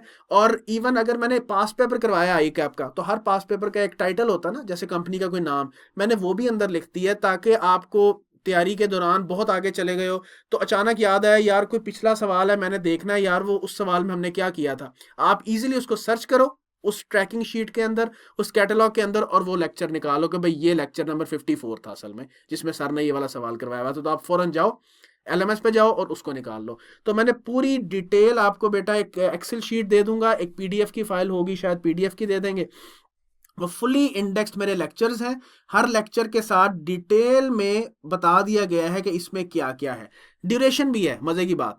तो आप इजीली देख सकते हो इवन उसी एक्सेल शीट को देख के कि ये लेक्चर नंबर 2 है, इसकी ड्यूरेशन कितनी है, 3 इसकी ड्यूरेशन कितनी है, 4 इसकी ड्यूरेशन कितनी है, ठीक है। और इसी तरह से कंटेंट्स क्या है, so you can easily search your relevant topic and you can fetch that lecture from your LMS। तो अब हम अपनी अप्रोच पे आ जाते हैं और हमारा वे फॉरवर्ड क्या होगा इस सब्जेक्ट को लेके, दैट्स वेरी मच इंपॉर्टेंट। तो सर मेरी पूरी कोशिश है कि मैं हर टॉपिक को फ्रॉम द बिगिनर लेवल लेके चलूंगा, सवाए चंद टॉपिक्स के उसमें मैं ये एज्यूम मुझे करना पड़ेगा कि हमारा नॉलेज ब्रॉड फॉरवर्ड है, हल्का सा रिफ्रेश करके मैं आगे चला जाऊंगा। जैसे इन्वेस्टमेंट अप्रेजल है, अब इन्वेस्टमेंट अप्रेजल चाहे आप MFA के स्टूडेंट हो चाहे BIA के स्टूडेंट है, ठीक है, तो आपने डिटेल में इसको पढ़ा हुआ है, लेकिन डोंट वरी, मैंने इसको नॉलेज ब्रॉड फॉरवर्ड कह के फास्ट फॉरवर्ड करना है। फास्ट फॉरवर्ड भी ऐसे करूंगा कि मैंने सारे उसूल रिवाइज करने हैं, लेकिन ये नहीं आपने एक्सपेक्ट करना कि मैं इन्वेस्टमेंट अप्रेजल का छोटा सा एक इलस्ट्रेशन करवाऊं कि इन्वेस्टमेंट अप्रेजल होती कैसे है, कैसे टाइम वैल्यू ऑफ मनी इसकी ग्राउंड्स में घुसा हुआ है, ये बातें नहीं होंगी। लेकिन मैं डेफिनेटली ये मेक श्योर करूंगा कि जो टॉपिक्स आपने पहले पढ़े हुए हैं उनकी रिवीजन हो, सारी रिवीजन हो, ठीक है। और जो नए टॉपिक्स हैं वो तो definitely right from the scratch ही हम करेंगे। और कुछ ऐसे टॉपिक्स जो BIA के बच्चों ने तो पढ़े हुए हैं, MFA के बच्चों ने नहीं पढ़े हुए, मैं उनको राइट फ्रॉम द बिगनिंग करवाऊंगा। लेकिन कुछ टॉपिक्स जो आप डिटेल से पढ़ के आए हुए हो, ठीक है, और मुझे I am very much sure कि आप जिस मर्जी स्ट्रीम से हैं आपको उसके बारे में मालूम है, उनको भी मैंने छोड़ना नहीं है, मैं राइट फ्रॉम द बिगिनिंग ही शुरू करूंगा। लेकिन उनको मैं सिर्फ उसूल रिवाइज करवाऊंगा, मैं उसकी बेसिक सवाल नहीं करवाऊंगा, बेसिक इलस्ट्रेशंस नहीं करवाऊंगा। उसके बाद मैं स्ट्रेट सवालों पे आ जाऊंगा, लेकिन सवाल भी ऐसे करवाऊंगा कि पहले स्ट्रेटेजिक लेवल पेपर के लिहाज से बेसिक लेवल का होगा, आहिस्ता आहिस्ता डिफिकल्टी बढ़ाऊंगा। So don't you worry about that कि मैंने छोड़ना कुछ नहीं है। कोई टॉपिक ऐसा जो आपने पहले पढ़ा भी हुआ है, अगर डिटेल नहीं तो रिवीजन तो मैंने उसकी जरूर करवानी है, उसूल सारे रिवाइज करवाने हैं, क्योंकि जब तक बेटा रिवाइज नहीं होंगे, आप में से काफियों के माइंड्स रस्टी होंगे, किसी के जहन में वो टॉपिक या कॉन्सेप्ट होगा, किसी के जहन में नहीं होगा। तो वो ताकि सारे बच्चे एक पेज पे आ जाएं और हम इकट्ठे आगे बढ़ें, ये बहुत ज़रूरी है कि जो टॉपिक आपने पहले भी पढ़ा हुआ है मैं उसको यहाँ पे रिवाइज ज़रूर करवाऊंगा, रूल सारे के सारे हम रिफ्रेश करेंगे। और अगर ज़रूरत पड़ी तो मैं सवाल उसका बेसिक करवा भी दूंगा, ताकि एक सवाल के ज़रिए से हमें मालूम हो जाए। लेकिन कुछ टॉपिक्स होंगे ऐसे जो कि आपने पहले पढ़े होंगे सब ने, लेकिन मुझे मालूम है कि यहाँ पे इसने अच्छे खासे एडवांस लेवल पे जाना है, तो हो सकता है मैं वो टॉपिक्स आपको दोबारा करवा ही दूं along with the basic illustrations, ठीक है। सो चूंकि इसका फ्लेवर ऐसा है कि काफ़ी हद तक टॉपिक्स पुराने हैं, तो इसलिए ये बात एड्रेस करना यहाँ बहुत ज़रूरी थी। तो ईच टॉपिक मेरी कोशिश है बिगिनर लेवल से लेके चलें, और कॉन्सेप्ट बिल्डिंग हमने करनी है थ्रू वेरियस बेसिक क्वेश्चंस। ये काम आप मेरे जो पुराने स्टूडेंट्स हैं उनको मालूम है, बीए और एमएफए में मैं बेशुमार बेसिक क्वेश्चंस करवाता हूं, ताकि आपको बेसिक कॉन्सेप्ट तो क्लियर हो ना through the illustrations, that's very much important. फिर हम स्टेप बाय स्टेप आगे बढ़ेंगे और अपनी प्रैक्टिस करेंगे of the application of each concept bye attempting various comprehensive questions, जिसमें आपके एडवांस लेवल क्वेश्चंस प्लस आई कैप पास पेपर्स दोनों कवर्ड है। ठीक हो गया। तो हम हर टॉपिक में ऐसे करेंगे कि इस SBF लेवल के हिसाब से जो बेसिक क्वेश्चंस है वहां से चलेंगे, डिफिकल्टी बढ़ाते जाएंगे। हम मल्टीपल कॉम्प्रिहेंसिव क्वेश्चंस करेंगे अदर देन आई कैप, और फिर आई कैप के पास पेपर्स भी सफिशिएंट क्वांटम में हमने कवर करने हैं। अच्छा, जो बिल्कुल रीसेंट पास पेपर्स है ना, कब से ऑनवर्ड्स, समर 2021 से ऑनवर्ड्स, इसमें मैंने एक काम किया है कि समर 2021 से ऑनवर्ड्स चूंकि आई कैप क्या करता है कि उसने किस तरह से पेपर्स टेस्ट करने शुरू कर दिए, जो कि मैंने अभी जिक्र भी किया कि सवाल का पहला पार्ट एक चैप्टर से, दूसरा पार्ट दूसरे चैप्टर से। क्वेश्चन नंबर 2, इसका पहला पार्ट एक चैप्टर से, दूसरा पार्ट दूसरे चैप्टर से। अब ऐसे सवाल मुमकिन नहीं है कि जब मैं वो टॉपिक करवा रहा हूं उसके अंदर उसको कवर करूं। फॉर एग्जाम्पल, एक सवाल है इन्वेस्टमेंट अप्रेजल का, ठीक, उसका पार्ट है इन्वेस्टमेंट अप्रेजल का है, पार्ट बी रिस्क मैनेजमेंट का। अब मैं जब इन्वेस्टमेंट अप्रेजल का चैप्टर करवाऊंगा, तो वो क्वेश्चन मैं अगर करवाने बैठ गया तो मैं उसका सिर्फ पार्ट ए करवा सकता हूं, बी मैं नहीं करवा सकता, क्योंकि मैंने अभी रिस्क मैनेजमेंट कवर ही नहीं किया हुआ, तो वो अनफिनिश्ड रह जाएगा क्वेश्चन। इसी तरह एक सवाल आ गया जिसका पार्ट ए वैल्यूएशन से है, part B cost of capital से। अब मैं जब कॉस्ट ऑफ कैपिटल करवा रहा हूँ एक टॉपिक, उसमें मैं उस सवाल को करवाऊंगा तो शायद आधा हो, वैल्यूएशन में कर ही नहीं सकूंगा, वो वाला पार्ट नहीं कर सकूंगा, क्योंकि मैंने अभी टॉपिक नहीं करवाया हुआ। लिहाजा 2020 तक के जितने पास पेपर्स हैं वो तो मैंने जब टॉपिक्स कवर करवाने हैं उसके साथ ही 2020 तक मैं उनको कवर करवा दूंगा, या होम असाइनमेंट्स या खुद। लेकिन ये जो 2021 से ऑनवर्ड्स है ना, मैंने इसके लिए 2 अप्रोचेस यूज की हैं। कुछ पास पेपर्स ऐसे हैं जैसे समर 21 है, 22 है, 23 है शायद, वो मैंने पूरे पास पेपर इकट्ठे वन गो में किए हैं। और पहली बात तो ये कि मैंने इनको सॉल्व किया है आफ्टर कंप्लीटिंग द सिलेबस। कौन से पास पेपर्स? Summer 2021 onwards. मैंने इनको during the delivery of the SPF lectures cover ही नहीं किया। मैंने इनको कवर कब किया है? जब सारा SPF के लेक्चर्स खत्म हो गए हैं, फिर मैंने इन लेक्चर्स को पकड़ा, इन पास पेपर्स को पकड़ा। ठीक हो गया। कंप्लीट पास पेपर्स अटेम्प्ट किए हैं इन वन गो, 3 से 4, ताकि 2 ऑब्जेक्टिव्स हो जाए। एक तो आपका पूरा SBF रिवाइज हो जाए। मैंने समर 21 मेरा ख्याल है पूरा एक अटेम्प्ट में किया है, मेरा ख्याल है 3.5-4 घंटे या 4.5 घंटे का वो सेशन है, पूरा पास पेपर सॉल्व किया हुआ है। एक तो पूरी SPF रिवाइज हो गई, सेकेंडली आपको फ्लेवर पता चल गया आई कैप रीसेंट अटेम्प्ट में कैसे टेस्ट कर रहा है, प्लस आपने पहले 15 मिनट कैसे यूज करने हैं, आपने कैसे सवाल हल करना है, ये सब स्प्रेडशीट पे सॉल्व हुए हैं, सारे स्प्रेडशीट पे। तो कुछ पास पेपर्स ऐसे हैं उनमें से जो मैंने, जैसे मैंने अभी एग्जांपल ली 21, 22, 23 के जो पास पेपर्स हैं, वो मैंने सारे, जैसे 5 सवाल है, 5 सवाल एक गो में सॉल्व किए हुए हैं। ठीक हो गया। और कुछ पास पेपर्स उनमें से ऐसे हैं जैसे 24 का है, 25 का है, उनको मैंने रैंडमली सॉल्व किया हुआ है। फॉर एग्जांपल आज का सेशन रिकॉर्ड हुआ तो मैंने उसमें कोई 2024 का पास पेपर है, उसका मैंने एक सवाल अटेम्प्ट कर लिया। एक और सेशन आ गया अचानक से, वो है जी विंटर 2025 का एक सवाल, सवाल नंबर 2 है, तो उनमें मैंने रैंडमली सॉल्व किए हैं, लेकिन उनको मैंने प्लेस कहाँ करवाया है? जब पूरी SPF कवर हो गई है। So this is the approach that I have used to cover the recent past papers. मजबूरी है हमारी, क्योंकि बेटा वो मिक्स करके टेस्ट करता है, तो वो हम तभी कर सकते हैं जब हम पूरा SPF को कवर कर लेंगे। तो that is our main approach. फिर बेटा डोंट वरी, हमारे 7 से 8 कॉम्प्रिहेंसिव टेस्ट होने हैं ओवर दिस एंटायर सेशन, और इसके अलावा एंड पे आपका मॉक एग्जाम होगा, and that is normal for every subject, होता ही इसी तरह से है। ले स्टूडेंट्स, अब एरिया इंपॉर्टेंट इस हवाले से है कि आपको कुछ की कंसिडरेशंस को जहन में रखना है कि कौन से इंपॉर्टेंट पॉइंट्स हैं जो आपने जहन में रखने हैं तैयारी के दौरान, कि यार ये वो एरियाज़ हैं जो जिन पे हमने फोकस करना है, ये बहुत ज़्यादा ज़रूरी है कि यार इनको मैं अपने जहन में रखूं तैयारी के दौरान, क्योंकि ये मुझे मेनली हेल्प करेंगे मेरे सब्जेक्ट को पास करने में। इसलिए मैं इनको इंग्रेडिएंट्स टू पास बोलता हूँ। मुझसे पूछें based on my past experience of around 9 years, तो कॉन्सेप्चुअल स्ट्रेंथ बेटा 40% वेटेज कैरी करती है आपको पास करवाने में। फिर practice of the application of concepts through attempting pass paper 30% इनका इनपुट होता है आपको तैयार करने में। और फिर ये जो आपकी 3 घंटे और 15 मिनट की परफॉर्मेंस है ना बेटा, इसको पॉलिश करना ये 30% कंट्रीब्यूट करता है आपको पास करवाने में। और ये कैसे कैसे होगा अभी हम इस पे चलते हैं। ये मुझसे पूछे तो ये 3 इंग्रेडिएंट्स हैं अगर आपने SBF को इजीली पास करना है। कभी भी नहीं आप कह सकते कि मैंने पास पेपर्स कर लिए ना, प्रैक्टिस कर लिया, लो जी मैं तो पास हो गया। अभी आपने सिर्फ शायद 30% प्रोबेबिलिटी अपनी अचीव की है।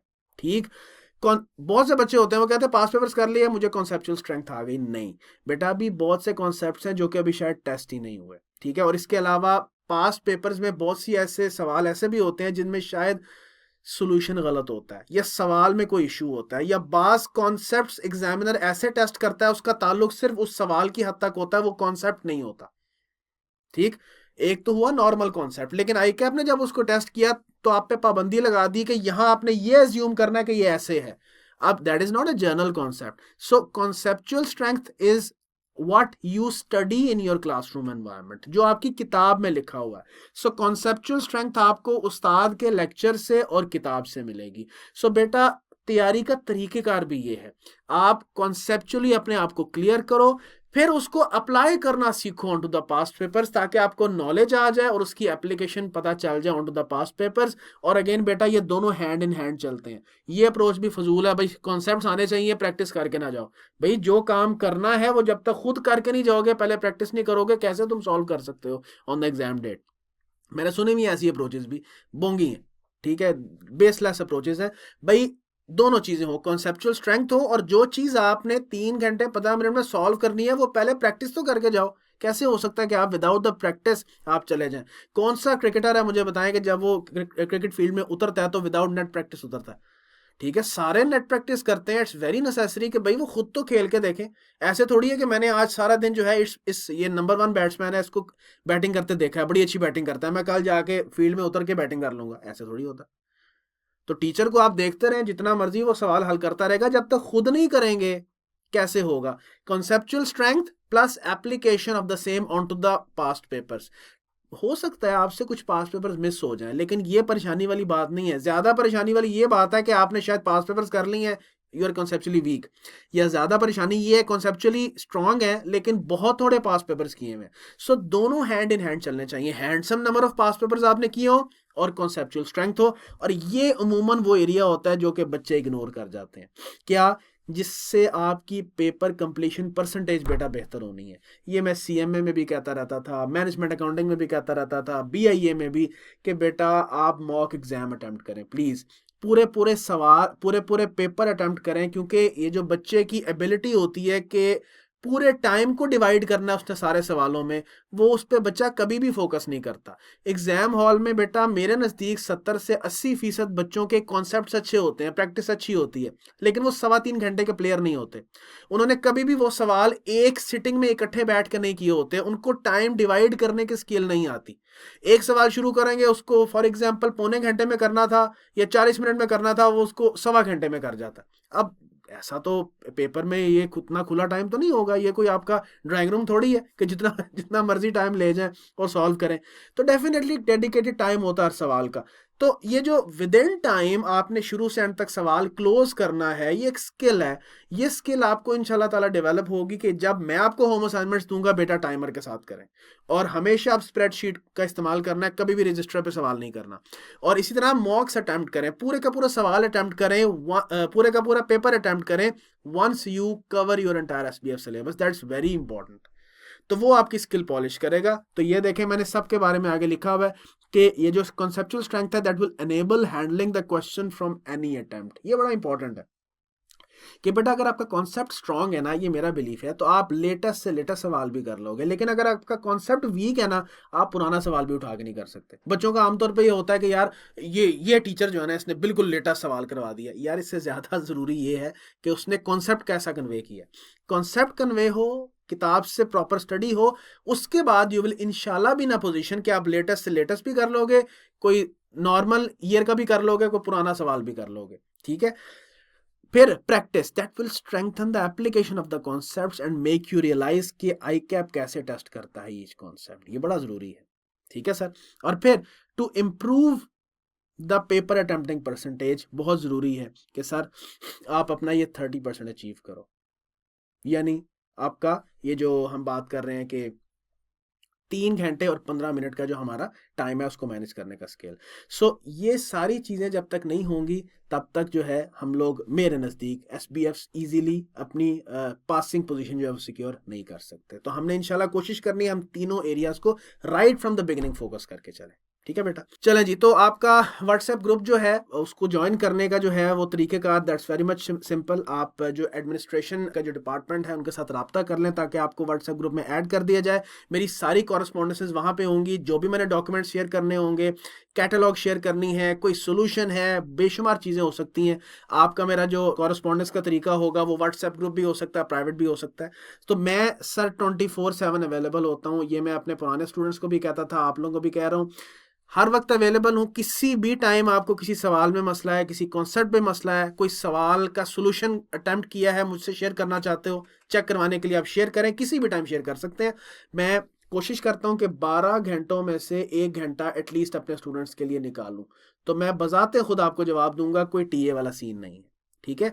तो ज्वाइन कर लें। मैं पूरी आपको डिटेल कैटलॉग अपने LMS के लेक्चर्स की वहाँ शेयर कर दूंगा in the WhatsApp group. Test plan आपके साथ मैंने पहले ही शेयर कर लिया हुआ है। इसके अलावा अगर कोई सवाल आपका है तो बिला झिझक आप मुझसे व्हाट्सएप ग्रुप में पूछ लें। और सवाल पूछने का कोई मसला नहीं है, आप ग्रुप में भी पूछ सकते हो, प्राइवेटली भी पूछ लें, आपकी मर्जी है। आई will be available. So that's all about the orientation session. Again, if there are any questions related to this SBF subject, relating anything whatsoever, you can ask me on the WhatsApp. मैं उम्मीद करता हूँ कि आज के session में आपको SBF से रिलेटेड काफ़ी नॉलेज मिल गया होगा, हमारा कोर्स कवरेज स्टाइल क्या है उसके बारे में पता चल गया होगा। सो आई एम एक्सपेक्टिंग कि हम इंशाल्लाह ताला अगली क्लास में, जो कि आपका पहला नॉलेज बेस्ड लेक्चर होगा, उसमें मिल रहे होंगे। अपना ख्याल रखिएगा। अल्लाह हाफिज़।